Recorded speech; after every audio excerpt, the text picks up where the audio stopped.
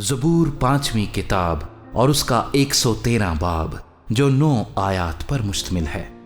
خداوند کی حمد کرو، اے خداوند کے بندو حمد کرو، خداوند کے نام کی حمد کرو، اب سے ابد تک خداوند کا نام مبارک ہو۔ آفتاب کے طلوع سے غروب تک خداوند کے نام کی حمد ہو۔ خداوند سب قوموں پر بلند و بالا ہے، اس کا جلال آسمان سے برتر ہے۔